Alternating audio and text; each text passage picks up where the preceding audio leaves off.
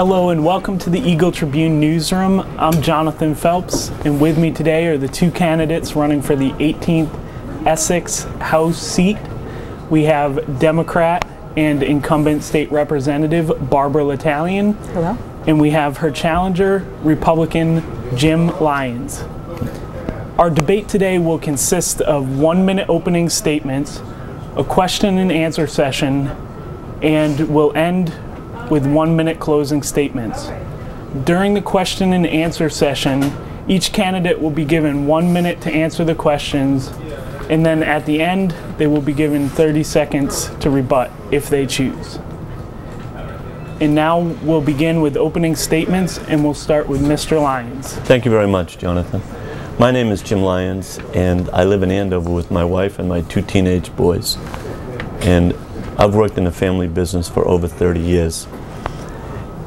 And one of the things that has become very apparent as I've walked this district is that people are extremely frustrated and fearful about where our country, where our state, and where our economy is going. And that frustration stems primarily in the Merrimack Valley to the tax increases that have been imposed on the struggling families and the struggling businesses in the valley. And the reason that I got into this race is because the Democratic power brokers on Beacon Hill, led by Representative L'Italien, have voted to increase the meals tax, increase the sales tax, and impose an alcohol tax on the families of the Merrimack Valley. These taxes are punishing businesses and working families in our region. All right, and as your, finish up. Okay, as your state representative, I will fight to roll back the meals tax, roll back the sales tax, and eliminate the tax on alcohol. All right, Ms. L'Italien. Sure. Hello, everybody. My name is Barbara L'Italien. I also live in Andover. I live there with my husband, my 4 children, and my mother. The reason that I'm running again for the 18th Essex District is because I feel I bring strong and independent leadership skills to the position. I've had extensive background in working with budgets. I've had to help close a cumulative budget gap approaching $11 billion in 2 years' time. In so doing, I've had to help identify the cuts, consolidations, and more efficient uses of money necessary to get us through these troubling times. I feel that I work in a steady and even-handed manner. I work cooperatively in a bipartisan manner, and I try to get things done. And I've done a lot for the district, and I look forward to telling you about that later. Thank you. All right, and now we'll begin the question and answer session. If the question 3 ballot initiative, which seeks to roll back the sales tax to 3%, passes, will you support it? And if so, what cuts will you make to fill that gap? Who are you asking first? Sorry, and Ms. L'Italien. Sure.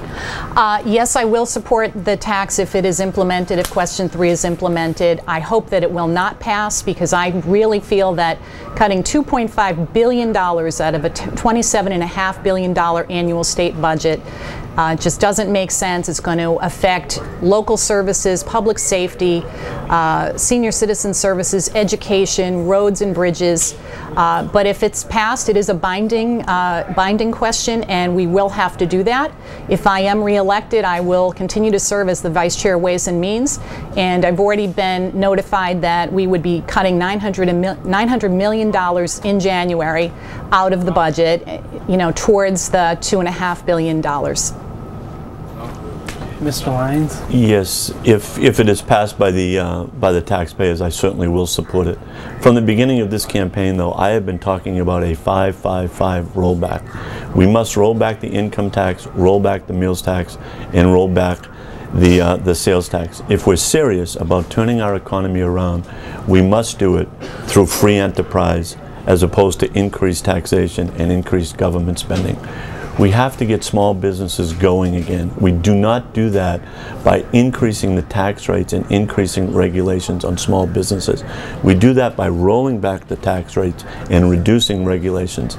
Jobs, jobs, jobs. That's what we must do. In order to create jobs in this economy, we have to allow free enterprise to grow and prosper again. We do that by rolling back taxes, not by punishing small businesses in this economic activities. All right, Ms. L'Italien, do you have a rebuttal? Well, I think it's really foolhardy to say that you support question 3 and that you hope that it's perhaps going to be rolled up to 5. I mean, if question 3 passes, it's 3%, it's not 5%. Let's be really clear. In terms of small businesses, I'm proud of the fact that I helped with the Retailers Association back in February with John Hurst to work towards group purchasing for small businesses to help control their health insurance premiums. I helped write the expedited permitting law, which all cities and towns benefit from in terms of helping to cite businesses in the district. And I've also helped with the local planning grants that are in the budget, again, to help small business citing in Massachusetts. Could I respond? Mr. Lyons, do you have a rebuttal? Yes, I mean, clearly the opportunity that Representative L'Italien had to help small businesses in the Merrimack Valley, she decided to stand with the legislative power brokers on Beacon Hill and to try to reward the public unions. The opportunity was to vote against raising the meals tax, against increasing the sales tax, and against imposing an alcohol tax. When she had an opportunity to stand for the voters, the taxpayers, struggling families in the Merrimack Valley, she chose to stand with the power brokers. All right, thank you. Now for our next question. Do you think the children of illegal immigrants should be eligible for state-funded programs? And we'll begin with Mr. Lyons. What we have in Massachusetts right now is a situation that is beginning to get completely out of control. Currently, there are over $200 million being spent on illegal immigrants in this state. The Perry Amendment was introduced in the legislature, which would have required folks to prove citizenship in order to receive benefits. I think that's the first step. We have to make sure that the folks that are in our state are here legally. Representative L'Italien, once again, voted against the taxpayers of the Merrimack Valley. We're shutting off streetlights, we're raising fees, and at the same time, we're increasing the amount of money that we're giving to illegal immigrants. The first thing is we have to identify who's here legally, and we should provide benefits to those folks. We should not be providing benefits to people that are here illegally. It has to stop. Great. Mr. L'Italien. Sure. The Perry Amendment that I think that Mr. Lyons refers to was voted on during the budget. It involved using the E-Verify system, a system which was passed in Colorado and subsequently rescinded because of cost concerns, ineffectiveness, and the fact that it relies on every community in the state having access to broadband, which over 100 of our communities in our state do not have access to broadband. What we did do, and there are 2 pages, and I'll be happy to read every one of these if you'd like, but I think I'll run out of time. But what we did do in the budget was that we codified into law the use of the systematic alien verification for entitlements system. The SAVE system is what we will use to ensure that everyone that's applying for local state benefits and federal benefits are required to verify their immigration status. When Representative L'Italien had an opportunity to vote with the taxpayers of the Merrimack Valley, she once again voted against the taxpayers and with the power brokers on Beacon Hill. The fact of the matter is, as I've walked this district, people are frustrated with the fact that our hard-earned tax dollars are given to people that are here illegally. That has to stop. Mr. L'Italien. Yes, once again, you know, we do need to do something about this. We did do something about this. The question is, what's the remedy, and whether the remedy is cost-effective and whether the remedy is effective, and that's what I believe that we did with the SAVE system here in Massachusetts. Could I respond? All right. If I give you a rebuttal, she's going to have a double rebuttal. Yeah, let's just move on. Okay. Well, you know, if I could respond, though, I would appreciate it. All right, I'll allow Thank you very much. The amount of money that is going into illegal immigration right now, at a minimum, is $200 million. I have a report here that cites that those costs could be upwards to $1 billion. The fact is, we have to stop it. People in Massachusetts are seeing folks going to colleges, paying for illegal immigrants, at the same time that our kids are unable to do that. That's a serious issue. That's not an issue that we should brush under the rug and say, let's not talk about it. Those are millions and millions of dollars that are going to folks that are here illegally. It's not something we should brush under the rug, Representative L'Italien. I'm not questioning that it's a serious issue. What I don't know the source of his information or the cost. I can't verify that. Again, what I will say is I agree that it's a serious issue, and I do believe that we are working on it. All right, moving on to the next question. Do you favor a cap on public pensions? If so, at what amount? And we'll begin with Ms. L'Italien. Sure. The budget this year capped public pensions at $156,000. That was done during our budget. The reality is that the average annual state budget is about $24,000. It's much lower than most people realize. The other thing I'd like to mention is the fact that we did a number of pension reforms this year. We removed the King for a Day provision where someone got injured on the job and was able to take a higher salary if they were serving in a position above their pay grade. We got rid of the ability for folks to claim an additional year in pension if they served only a brief period of time in the legislature, something I supported in 2003 under Governor Romney, and which was eventually passed in a change 6 years later. I opposed the Ruane pension giveaway. I also support and voted to support the reform that we would make sure that those municipal officials who are receiving under $5,000, some serving in voluntary positions, cannot use that time to be added into their pension. So we've done pension reform. More needs to be done, but I support that we need to do more. Mr. Lyons? There you go again. I don't know how many times people want to listen to a politician say one thing and do another. She's telling folks in the Merrimack Valley that she's against the alcohol tax, yet she was the lead architect to impose the alcohol tax.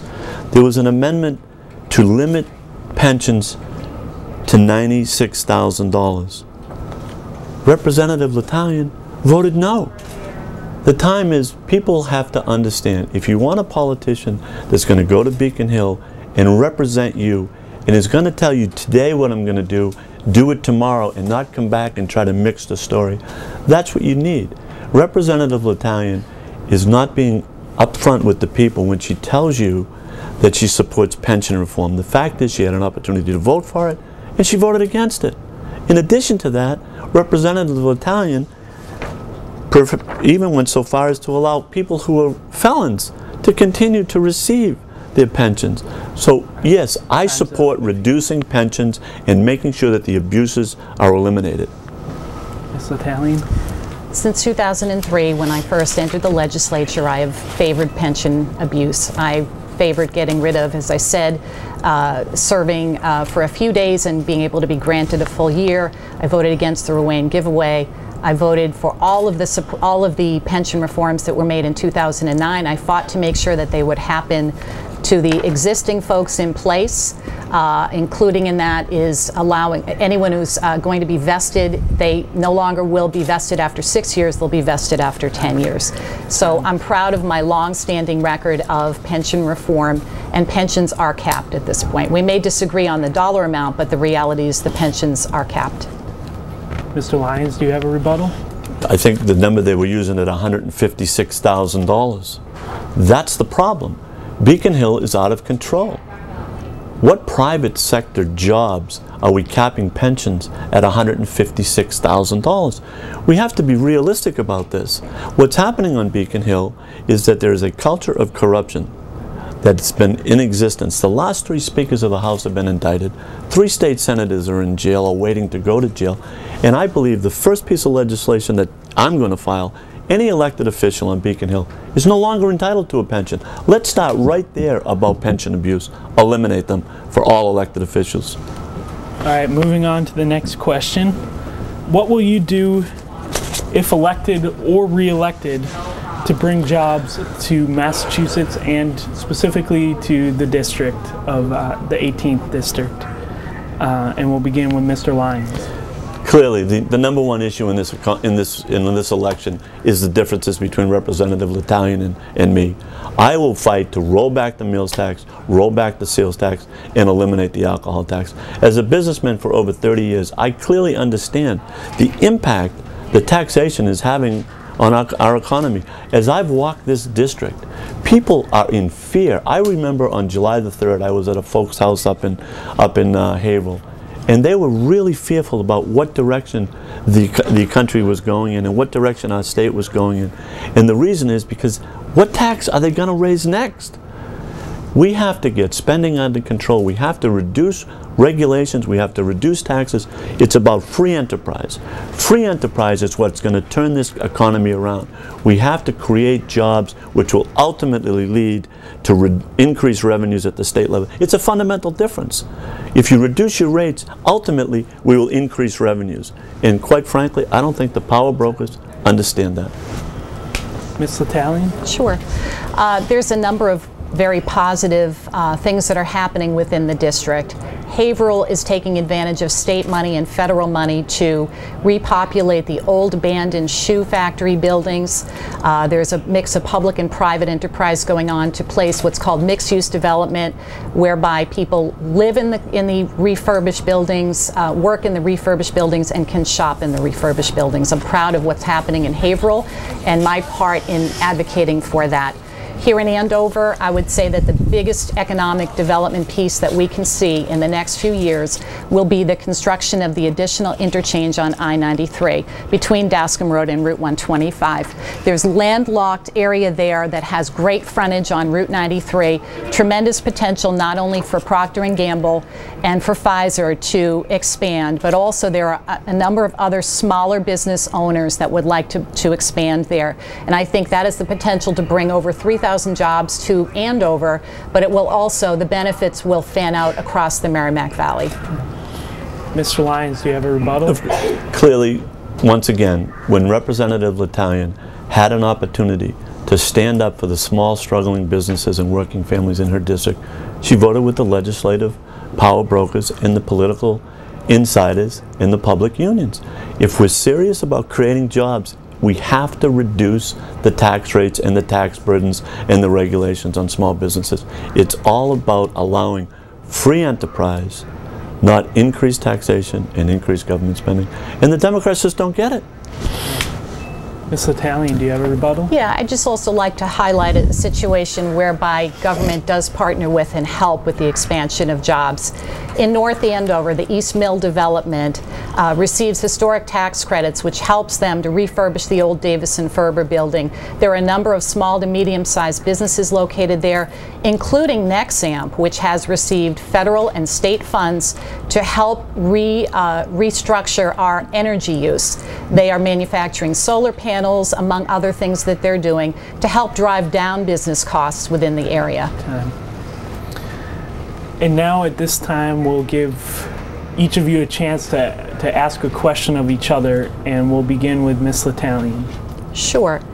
I guess the question I'd like to ask is, when will you be specific about what cuts you intend to make should question 3 pass? I'm sorry, is that the question? That is the question, and I'd like a specific answer. Currently, there are over 6,000 state employees who make more money than the governor. 6,000. That's cut number 1. If we're serious about ending the patronage on Beacon Hill, we have to begin to cut the high-paying political jobs on Beacon Hill. Last year, in January, Marion Walsh was offered a job for $175,000, one of your colleagues in the Senate. You sat by and did nothing about it. When those kind of political jobs are being passed around Beacon Hill, I will be out front fighting for the taxpayers of the Merrimack Valley.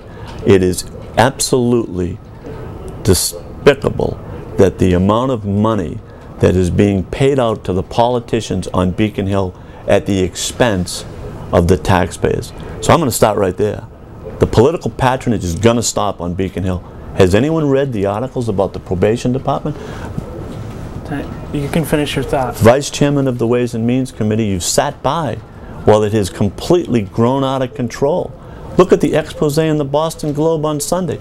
I will not be silent as political patronage runs rampant on Beacon Hill.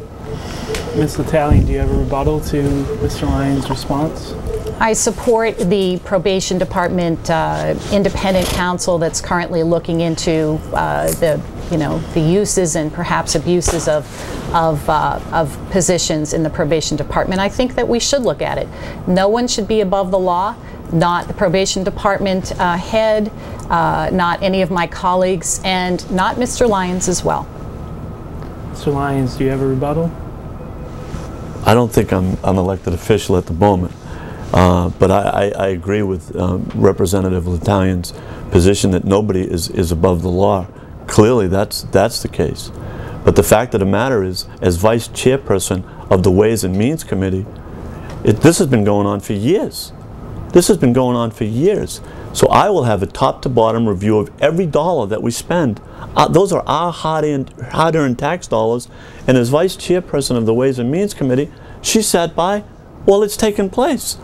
I will fight to eliminate those kind of jobs. All right, Mr. Lyons, now's your chance to ask Ms. L'Italien a question. Small retail businesses of this district in the Merrimack Valley depend upon the support of consumers. The Beacon Hill Democrats imposed 2 taxes on the consumers that have hurt our region. You and the Beacon Hill Democrats hiked the sales tax by 25%, completely ignoring the fact that our small businesses face competition from the tax-free New Hampshire.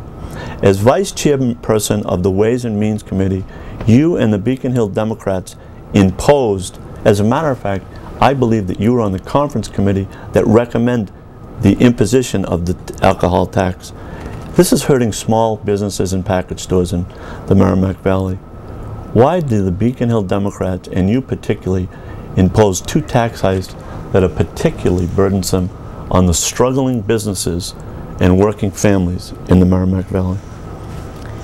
I guess I'll answer the alcohol question first. I do favor the repeal of the alcohol tax. I feel that it has had a detrimental effect on our border area businesses. The first time that it came up for discussion was after $1.5 billion drop off in April tax receipts in 2009. It was added into the Senate portion of the budget, and a vote for the budget included the alcohol tax, although it was never a separate question before the House in the legislature. When I had an opportunity to vote against it, I did this year, and I do support repealing it. In terms of the sales tax, I think it's important that we put that in context, that was in the midst of facing a budget shortfall last year of $5.1 billion.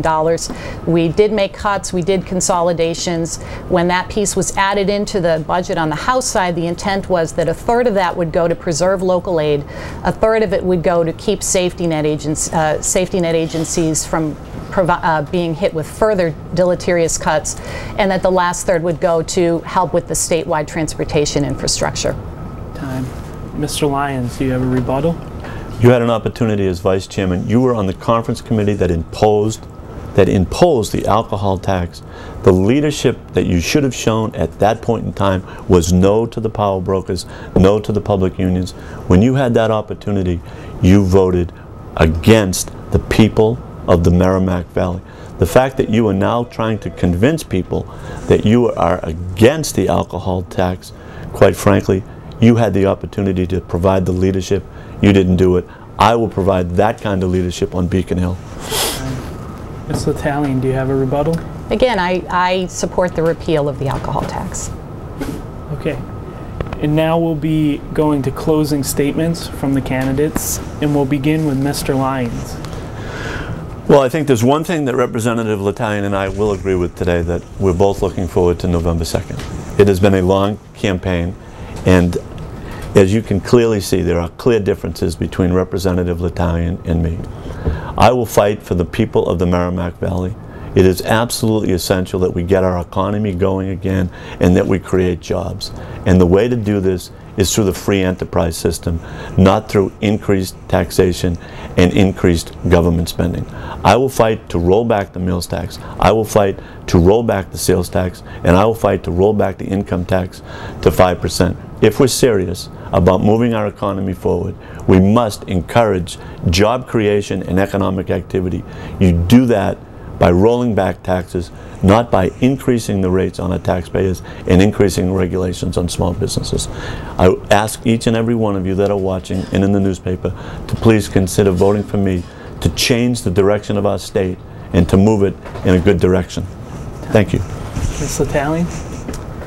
I'm Barbara L'Italien, and I do ask for your vote next Tuesday, November 2nd. I feel that I have a strong record of independent leadership. I work cooperatively with members of both parties to get things done. I have delivered for the district. I've been instrumental in Boxford in helping them deal with their salt contamination issue. I've helped to deliver a new roof for them. I've helped with the revitalization of Haverhill. I'm working on the Bancroft School project being rebuilt. The Methuen School project is well in hand. I'm working on the I-93 interchange issue, hoping to preserve education funding for North Andover, and have worked also in Georgetown on numerous things as well, including the Pembroke School, which I'll be walking through shortly as I leave here. Again, I feel that I have the experience, the know-how, and the temperament that is necessary to be successful in the legislature and to properly represent all of you. Thank you very much. All right, I would like to thank both of you for coming, and the election is November 2nd. Great.